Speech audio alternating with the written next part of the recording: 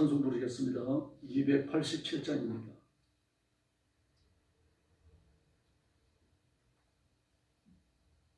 찬송가 287장 부르겠습니다.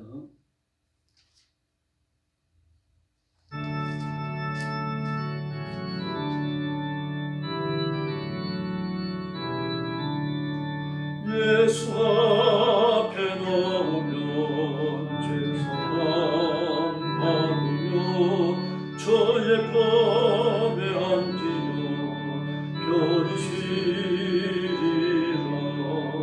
우리 주만 믿으면 모두 구원하며 영생 범람 멸류관 확실히 받겠네. 예수 앞에 나와서 은총을 받으며 마음의 기쁨 넘치며 감사하리라. 우리 주만 믿으면 모두 구원하며 영생 범람 멸류관 확실히 받겠네. 예수 앞에 설 때에 흰옷을 입으며 발법이 난 내 집에 길이 살리라.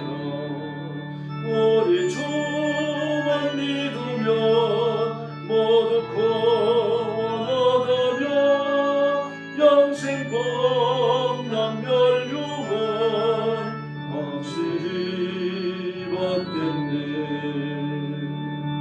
할렐루야. 288장입니다. 288장 부르겠습니다.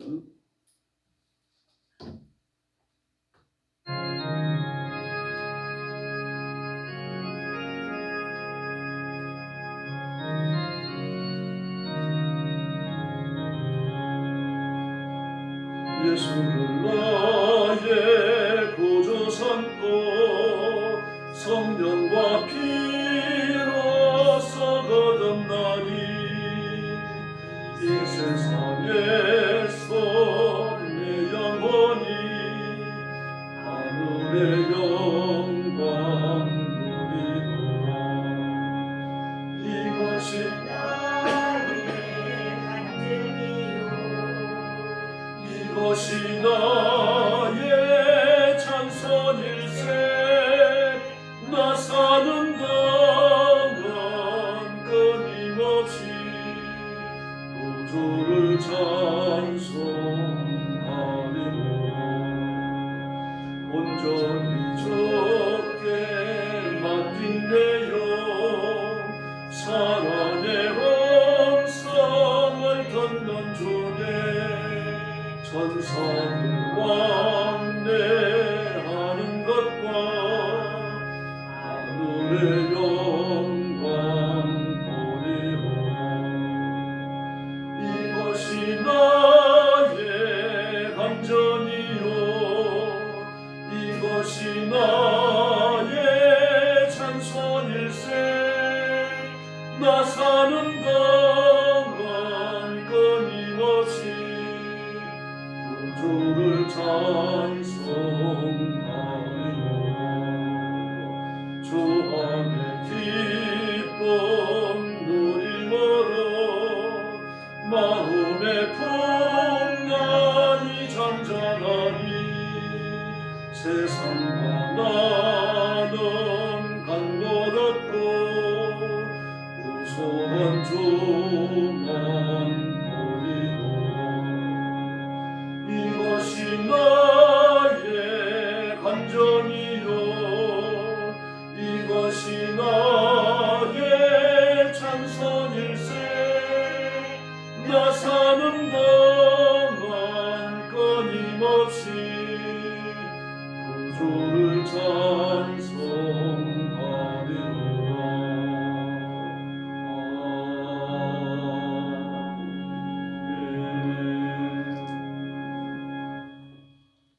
신앙 고백하겠습니다.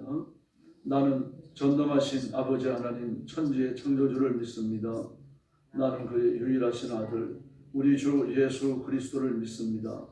그는 성령으로 잉태되어 동정녀 마리아에게서 나시고 본디오 빌라도에게 고난을 받아 십자가에 못 박혀 죽으시고 장사된 지 사흘 만에 죽은 자 가운데서 다시 살아나셨으며 하늘에 오르시어 전능하신 아버지 하나님 우편에 앉아 계시다가 거기로부터 살아있는 자와 죽은 자를 심판하러 오십니다. 나는 성령을 믿으며 거룩한 공교회와 성도의 교제와 죄를 용서받는 것과 몸의 부활과 영생을 믿습니다. 아멘. 사랑의 아버지 감사합니다. 저희를 죽음과 저주와 지옥의 형벌에서 구원해 주시고 하나님의 자녀가 되어 영생의 복을 누리도록 은혜 주셨으니 감사합니다. 오늘도 구원의 하나님 앞에 엎드려 경배와 찬양을 마칩니다. 머리 숙인 성도들, 영상으로 예배에 참여하는 성도들 다 기억하시고 하나님께서 제물을 받으심처럼 기뻐 받으시고 주님의 품에 두시며 복 내려 주시옵소서. 오늘도 온 세상에 흩어져 복음 전하는 신실한 선교사님들과 주의 종들과 사랑하는 성도들 기억해 주시고 그 가정과 가족을 보호하시고 선교의 현장에 기적을 베푸시며 힘써 영혼을 건져서 하나님의 마음을 시원하게 해드리는 귀한 종들 되게 하여 주옵소서. 오늘도 저희들 말씀을 나눕니다. 성령께서 역사해 주시고 이 속에서 하나님의 음성을 들으며 하나님의 뜻을 깨닫는 귀한 시간이 되게 하여 주시옵소서. 예수님의 이름으로 간절히 기도 올리옵나이다. 아멘. 하나님 말씀 봉독하겠습니다. 에스겔서 46장입니다. 에스겔 46장 1절 말씀부터 제가 먼저 봅니다. 주 여호와께서 이같이 말씀하셨느니라. 안뜰 동쪽을 향한 문은 일하는 젖새 동안에는 닫되 안식일에는 열며 초하루에도 열고 군주는 바깥문 현관을 통하여 들어와서 문 벽 곁에 서고 제사장은 그를 위하여 번제와 감사제를 드릴 것이요 군주는 문 통로에서 예배한 후에 밖으로 나가고 그 문은 저녁까지 닫지 말 것이며 그 이 땅 백성도 안식일과 초하루에 이 문 입구에서 나 여호와 앞에 예배할 것이며 안식일에는 군주가 여호와께 드릴 번제는 흠없는 어린 양 6마리와 흠없는 순양 1마리라. 그 소재는 순양 하나에 밀가루 한 에바요 모든 어린 양에는 그 힘대로 할 것이며 밀가루 한 에바에는 기름 한 흰씩이니라. 초하루에는 흠없는 수송아지 1마리와 어린 양 6마리와 순양 1마리를 드리되 모두 흠없는 것으로 할 것이며 그 소재를 준비하되 수송아지에 밀가루 한 에바요 순양에도 밀가루 한 에바며 모든 어린 양에는 그 힘대로 할 것이요 밀가루 한 에바에는 기름 한 씩이며 군주가 올 때에는 이 문 현관을 통하여 들어오고 나갈 때도 그래할지니라. 그러나 모든 정한 절기에 이 땅 백성이 나 여호와 앞에 나올 때는 북문으로 들어와서 경배하는 자는 남문으로 나가고 남문으로 들어오는 자는 북문으로 나갈지니라. 들어오는 문으로 들어 나가지 말고 그 몸이 앞으로 향한 대로 나가시며 군주가 무리 가운데 있어서 그들이 들어올 때 들어오고 그들이 나갈 때 나갈지니라. 명절과 성일 때 그 수제는 수송아지 1마리에 밀가루 한 에바요 순양 1마리도 한 에바며 모든 어린 양에는 그 힘대로 할 것이며 밀가루 한 에바에는 기름 한 흰씩이며 만일 군주가 자원하여 번제를 준비하거나 혹은 자원하여 감사제를 준비하여 나 여호와께 드릴 때에는 그를 위하여 동쪽을 향한 문을 열고 그가 번제와 감사제를 안식일에 드림같이 드리고 밖으로 나갈지니 나간 후에 문을 닫을지니라. 아침마다 1년 되고 흠없는 어린 양 1마리를 번제를 바쳐 나 여호와께 드리고 또 아침마다 그것과 함께 드릴 소제를 바치되 곧 밀가루 6분의 1 에바에 기름 3분의 1 힘 섞을 것이니 이는 영원한 규례로 삼아 항상 나 여호와께 드릴 소제라. 이같이 아침마다 그 어린 양과 밀가루와 기름을 준비하여 항상 드리는 번제물로 삼을지니라. 주 여호와께서 이같이 말씀하셨느니라. 군주가 만일 한 아들에게 선물을 준즉 그의 기업이 되어 그 자손에게 속하나니 이는 그 기업을 받으니와 군주가 만일 그 기업을 한 종에게 선물로 준즉 그 종에게 속하여 희년까지 이르고 그 후에는 군주에게로 들어갈 것이니 군주의 기업은 그 아들이 이어받을 것이라.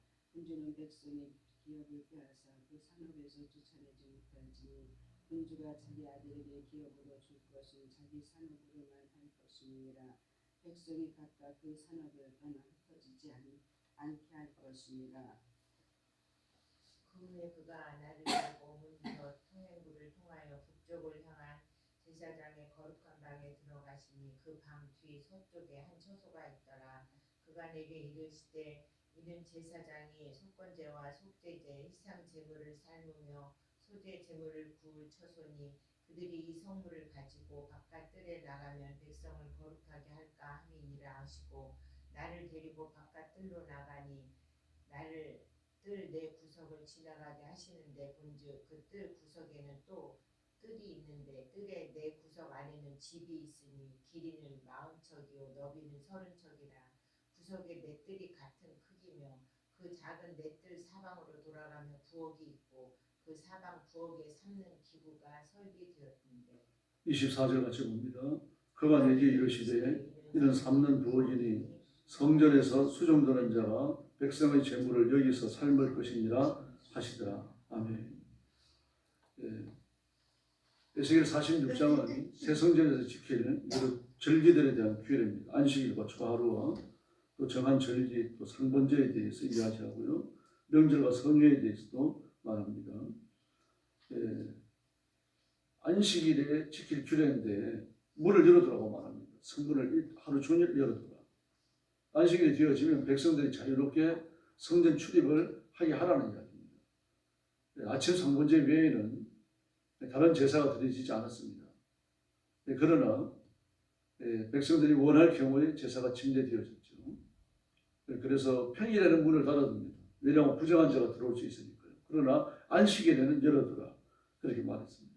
에스겔 11장 18절에 보면 하나님이 그 땅을 징계하실 때 하나님이 그 성전을 떠나십니다. 그러나 이사야 에스겔 43장 1절 이하에 보면은 하나님이 다시 성전으로 돌아오십니다. 성전의 구별과 그리고 성전의 언약의 하나님으로 거룩하게 임하심으로 다시 그 백성들을 만나시겠다고 하는 하나님의 뜻을 보여주시는 거죠. 그 동문은 신성시대입니다. 동문은 닫아둬야 합니다. 이 동문은 하나님이 들어오셨던 문이니까 아무도 그 문으로 들어오지 마라. 나가지도 마라. 하나님의 거룩성을 드러내기 위해서 이런 규례를 만드십니다. 이처럼 문을 열어두라고 하는 것은요, 예루살렘 성전에는 이런 게 없었거든요. 그런데 열어두라고 하십니다. 성전이 개방된다는 뜻이죠. 누구나 들어올 수 있다는 것을 의미합니다. 안디옥 교회를 보면은 니게르가 있었죠. 흑인입니다. 또 헤롯의 젖동생 마나엔이 있었죠.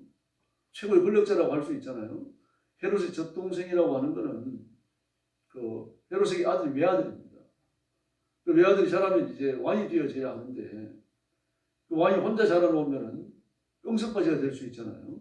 또 사회적인 문제가 될 수 있고 그러니까 그 왕자와 비슷한 나이 또래 아이를 데려옵니다. 아마 신하들 집안에서 데려올 수도 있겠죠. 데려와서는 그 왕자와 함께 자라게 해요. 먹고 마시고 하는 모든 것을 왕자와 똑같이 합니다.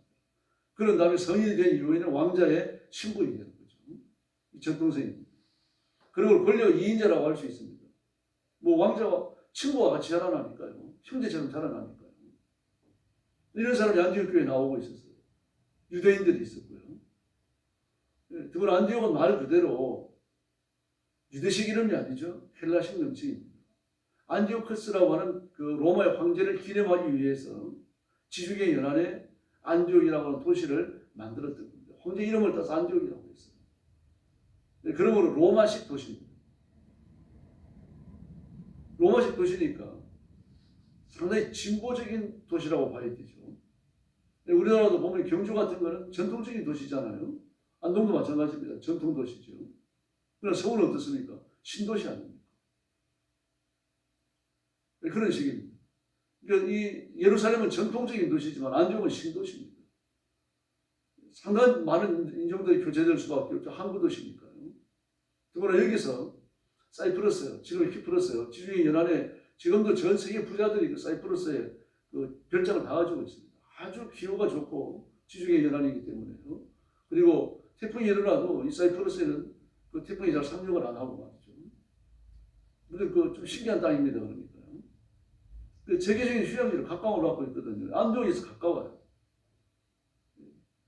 그런 곳에다 대고 도시를 만들고 로마의 진보된 문물과 문화가 정착되게 하고 그러니 뭐 많은 인종이 있을 수밖에 없죠. 여기에 교회가 세워져 놓으니까 다양한 사람들이 들어오는 겁니다. 바울과 같이 아주 전통적인 유대적 신앙을 가지고 있는 사람들도 한둘이 아니죠. 아마 그들이 대부분이었을 겁니다. 이와 같이 교회가 열려 있습니다. 열려 있는 교회. 누구나 들어올 수 있죠. 현대 교회도 마찬가지입니다. 누구나 들어와야 됩니다. 인종을 초월해서. 우리가 동성애와 트랜스젠더는요, 성경적이 아니지만 그런 사람이라도 교회 나오면은 적대시해서 안 되죠. 따뜻이 맞아야 위에서 기도해주고 그 동성애 올무에서 해방되도록 그 영적으로 이끌어야 되는 거죠. 누구든지 교회에 들어와서 평안함을 누려야 됩니다. 조심할 건 많죠. 뭐 소매치기 하던 사람, 강도하던 사람이 교회에 나왔다. 뭐 그런 사람도 맞이해야 됩니다. 하나님의 교회니까. 그럼 조심할 수밖에 없죠. 그러니까 조심하는 것과 인격적으로 멸시하는 것은 다르죠. 예, 열려있는 분요. 뭐 이건 구약의 교회가 아닌데 신약의 교회죠. 구약의 교회는요. 닫아놓고 접근하는 사람들을 검사해야 됩니다. 검열을 하고 합당한 사람을 들여보내는 거죠. 그 문을 열어두라고 하는 건요. 아무나 들어오라는 거예요. 그러면 신약의 교회, 예수 안에서 이루어질 교회의 참된 모습을 보여줍니다. 네, 그 다음에 월삭과 절개의 규례가 또 있습니다. 네. 안식일 외에도 하나님 앞에 자주 제사를 드렸고요. 그리고 초하루에도 하나님 앞에 예배를 드렸습니다. 흠없는 수송아지 한 마리와 어린 양 6마리와 순양 한 마리를 드리고 매달 이렇게 드리는 거죠. 그리고 매일 아침 또 예배를 드렸습니다. 제사를. 이게 소제인데 번제를 드렸는데 상번제라고 그러잖아요. 근데 저녁 상번제는 없습니다. 아침 상번제만 드립니다. 새 성전에 드리는 새로운 규례라고 하는 것을 기억하셔야 됩니다. 이슬 안식일이 되어지면 왕과 백성들이 전부 나와서 하나님 앞에 예배를 드립니다. 그 동쪽에서 들어온 사람은 서쪽으로 나가는 남쪽에서 들어온 사람은 서쪽으로 나가는데 반드시 직진을 해야 됩니다. 들어온 문으로 나가서는 안 됩니다. 서쪽에서 들어온 사람은 남쪽으로 나가야 되는 거죠. 역시 직진하고 돌아서서 나가서는 안 됩니다. 이것도 구약의 교회가 아니라 신약의 교회입니다. 이랬던 적도 없고 이런 교회를 지은 적도 없습니다.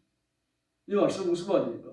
한번 하나님을 향하여 방향을 정했으면 뒤돌아보지 말라는 이야기입니다. 오직 그 길만을 가라는 이야기죠. 예수 믿고 하나님의 자녀가 되어져서 이 길을 가다가 그 길로 돌아섰습니다. 이단이죠.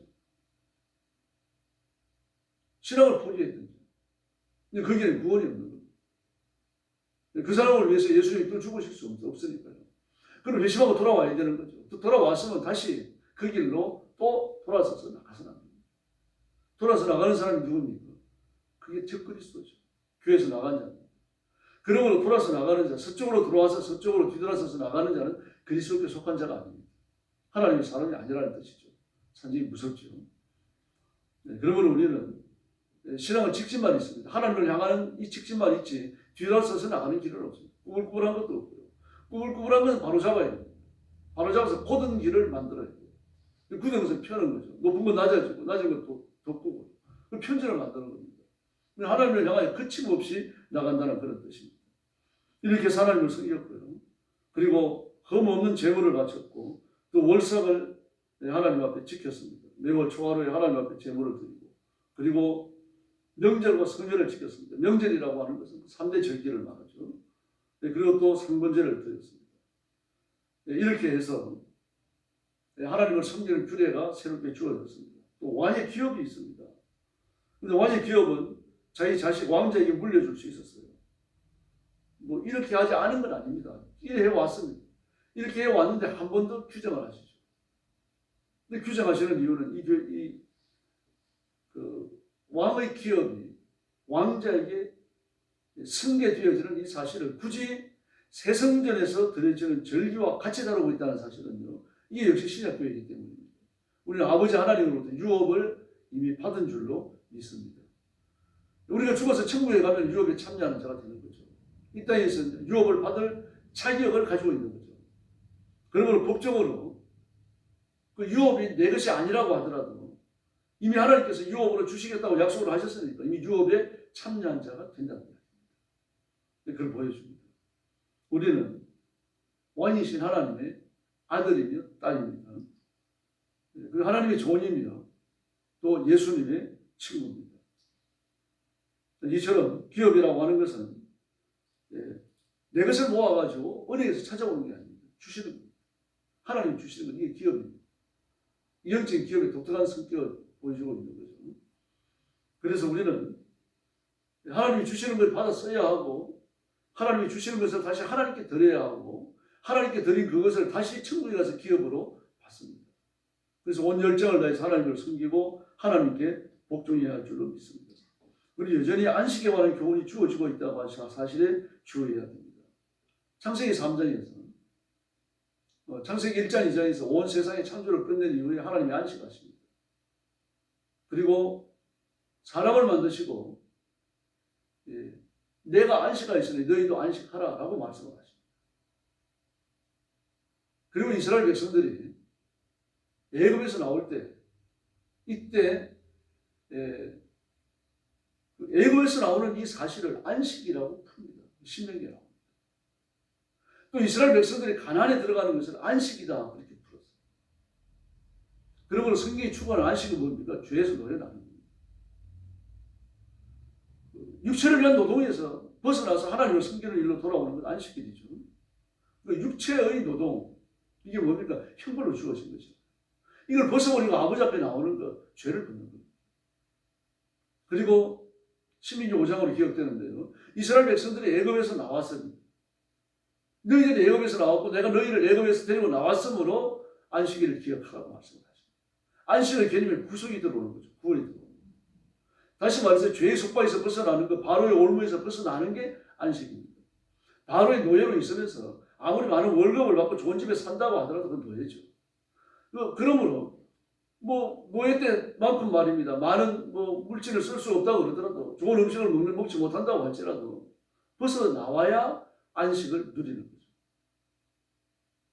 그러나 광야에 떠돌면서 그 책방을 생활을 하는 걸 안식이라고 보기는 어렵죠. 그래서 가나안에 들어가는 걸 안식이라고 풀었던 겁니다. 그 가나안에 들어가서 안식을 얻었느냐? 히브리서를 보면 그렇게 말하지 않습니다. 여호수아가 안식을 주었다면, 가나안에 들어가서 여호수아가 안식을 주었다면 안식을 얻을 다른 날을 명하지 않았으리라. 그러므로 진정한 안식은요, 예수님 안에서 십자가와 부활 안에서 얻는 줄로 믿습니다. 그러나 이 안식도 어떻습니까? 여전히 피곤한 육신을 갖고 있죠. 죄의 유혹에 직면해 있고요. 죄를 안 지으려고 발버둥을 치는데 그럼 죄를 또 짓는 경우가 한두 번이 아니죠. 그러므로 진정한 안식은 육신의 장막을 벗어나 아버지 앞에 갈 때 그때 얻어집니다.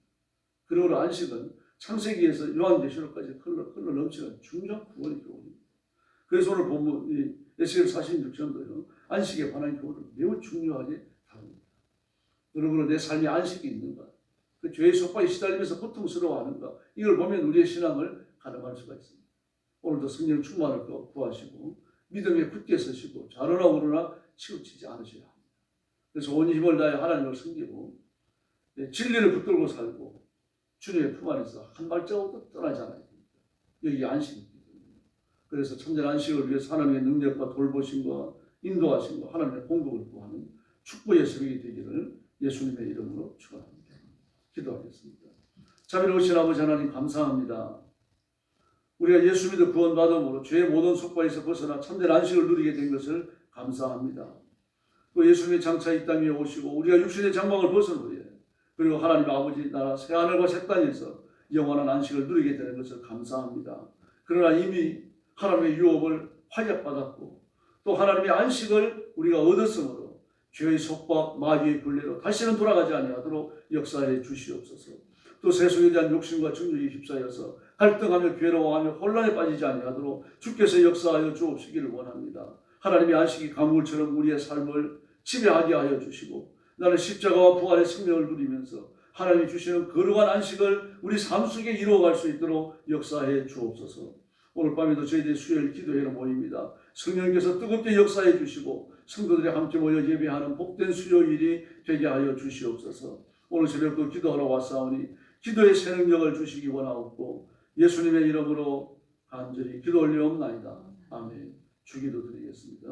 하늘에 계신 우리 아버지, 아버지의 이름을 거룩하게 하시며 아버지의 나라가 오게 하시며 아버지의 뜻이 하늘에서와 같이 땅에서도 이루어지게 하소서. 오늘 우리에게 일용할 양식을 주시고 우리가 우리에게 잘못한 사람을 용서하여 준 것 같이 우리 죄를 용서하여 주시고 우리를 시험에 빠지지 않게 하시고 악에서 구하소서. 나라와 권능과 영광이 영원히 아버지의 것입니다. 아멘. 합심 기도하겠습니다. 자비하신 하나님 아버지 감사합니다. 오늘 아침도 저 앞으로 인도하여 주시고 엎드려 간구하며 기도하며 하나님의 능력을 드리도록 복 주신 것을 감사합니다.